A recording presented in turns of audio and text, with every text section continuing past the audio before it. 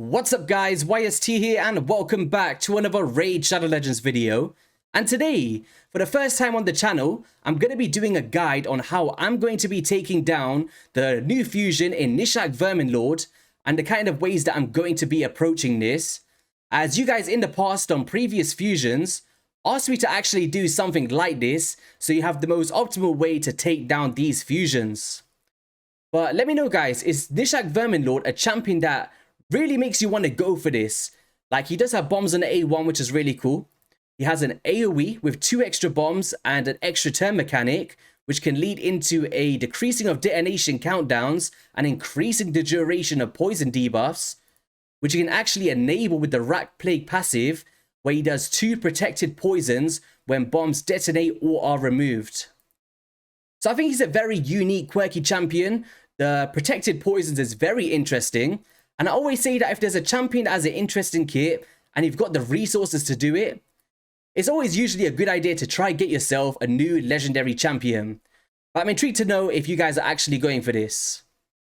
Now, as you see here, we are going to need 16 rares in order to fuse into the epic champions. And then from there, we're going to go into the legendary. And here is the fusion calendar. So what we're going to be doing is marking up the ways that I'm going to be doing this. And I actually already recorded and released this video, but I made a mistake. And that's okay, it's alright to make mistakes. And then we're actually going to go in for a round 2 and do it properly this time, as I don't want to have misinformation on the channel. So basically what I was doing before was, I felt like the ice golem or the finite here, we could coincide with the dungeon divers, as it was on the same day. But matter of fact is, me being silly, the dungeon divers will end before these events start, if that makes sense. So let's start this off again. So on Thursday, so today, we're going to be going from Ice Golem, and that's going to be going down into the Dungeon Divers events right here. So we've only got one tournament to participate in order to get this Dungeon Divers done. Now, Ice Golem is a really cool dungeon. We can get some really nice pieces out of here, like reflex sets, for example, is one that I'm really pushing for. And this will be for a 3-day duration up until Thursday, Friday, Saturday. And you'll be able to finish up and get yourself 2 of the rare champions. And as you see here, there is actually only 16 rares to attain, with no extra ones to be able to get from extra being top placements in tournaments, for example.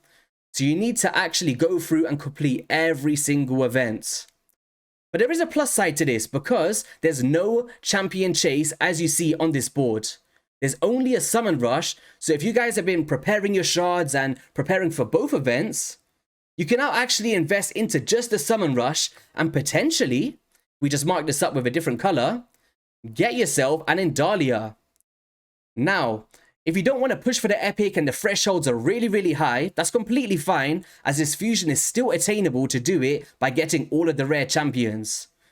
But if we just split this in half, if you do manage to have the shards and you do manage to get an Indalia, you can actually miss out on 4 of the other events and miss out on 4 of the rare champions, meaning you don't have to rank them up to 40, you don't have to ascend 4 of them, and this could be a really cool way to go if you've got the shards.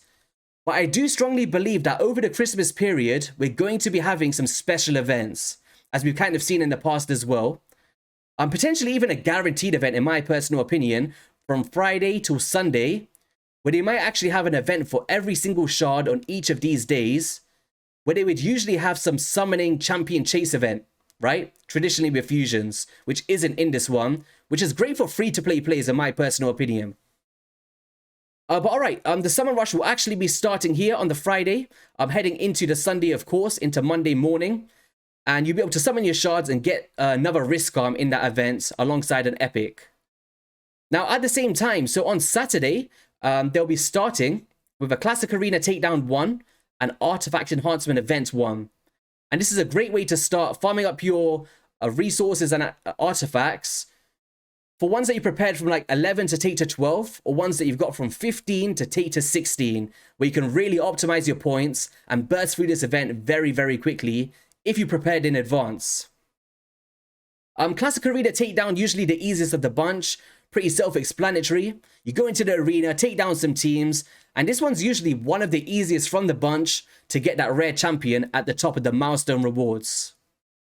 Now, on the Sunday, we'll actually be kicking off with the first Fire Night tournament as the first Dungeon Diver ends. So this one ends here. This one's going to start here. And then this one's actually going to be going through. And it's going to be ending whilst the Dungeon Divers 2 starts, which is a little bit weird, I think. Because you're not going to be able to double dip, right? There's going to be no Dungeon Divers to coincide with this one, so you won't be able to get extra points. But if we do head into the red tab, we actually have a spider tournament that will be starting mid of the Dungeon Divers. And then we've also got a day lapse here where you can coincide the champion training. Let's do this. With here. So we just finish here.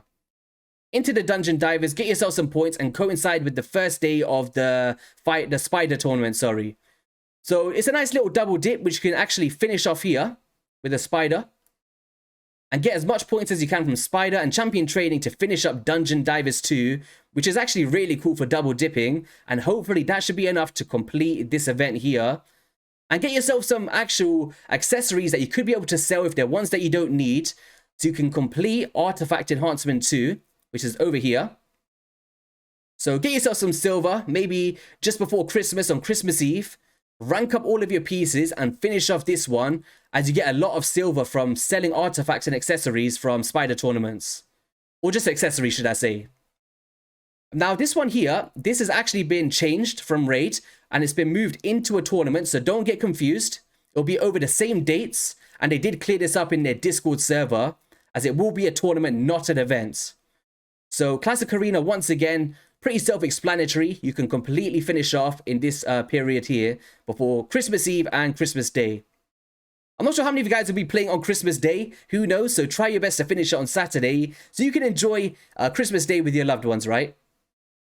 Now, if we just head back into the red tab, we then have a dragon tournament starting straight after Christmas, leading into Tuesday. And you want to be able to be doing this to coincide with Dungeon Divers 3. And now this one here is actually going to be another champion training tournament. All right. So you want to be able to double dip these into this one and completely finish off Dungeon Divers 3. And then you're pretty much ready to finish up the fusion. After you finish off Artifact Enhancement 3, which once again, you'll need a lot of silver to be able to burn these kinds of events, as they're really intensive, in my personal opinion. Probably one of the hardest from the bunch, because the other one, yes, you're farming, it takes a lot of time and resources, but the silver situation can get really tedious, so hopefully you guys are prepared, and the dungeons that we're actually facing here could be ones that you can get your silver costs from. So once again, guys, having not a champion chase, I think is really cool, but it's a little bit weird having potentially some really cool events over Christmas without a way to actually get something out of it. Now, this could be down to them having something planned very similar to the Heroes Path event. We might be seeing a Christmas Path event, and they might have a lot of goodies alongside that for the shards that we do summon, which could potentially be one of the guaranteed champions, hypothetically. So yeah, guys, really cool. You could actually get yourself an extra Indalia if you really want to by summoning some extra shards over the summon rush. I don't think she's worth the extra shards, but if you like to splash out, then who am I to judge, right? And I think it's pretty cool. I think it's reasonably attainable in terms of shard costs, as that's usually the paywall for most players trying to complete a fusion. And not a lot of coinciding here with Dungeon Divers 1. We've got a little bit of coinciding on Dungeon Divers 2. And the same thing going on with Dungeon Divers 3.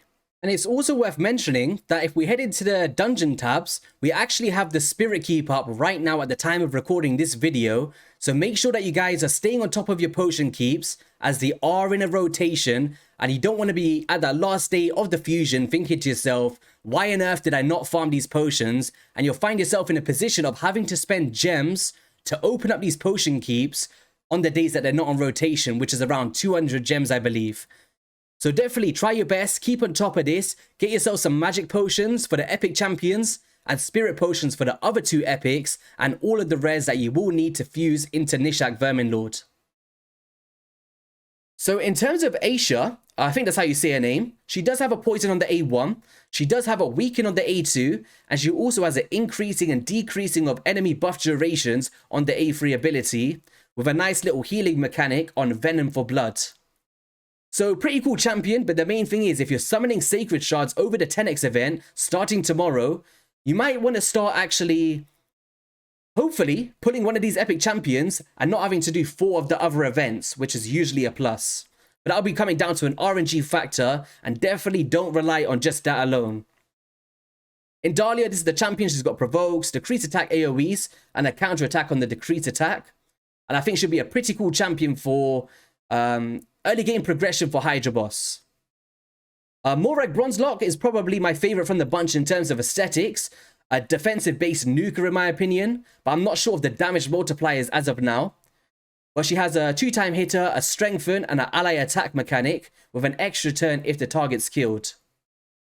And then we've got Trumbor, who looks really cool, with a weaken and a leech. We've got an AoE ability of removing random debuffs as well, with an ally protection and increased defense on himself. So pretty decent champions. I wouldn't say any of them are game-changing, but guys, that is going to be all for today's video. Be sure to hit that like and subscribe button and let me know if you will be going for GNISHAK Verminlord. I can't believe I had to record this video twice back to back, and I'm tired of speaking about this fusion now. And thank you guys so much for helping me reach 18,000 subscribers before the end of the year. That was a goal I never thought I'd reach, but once again, you guys crushed it out of the park. I'll catch you guys in the next one, and peace.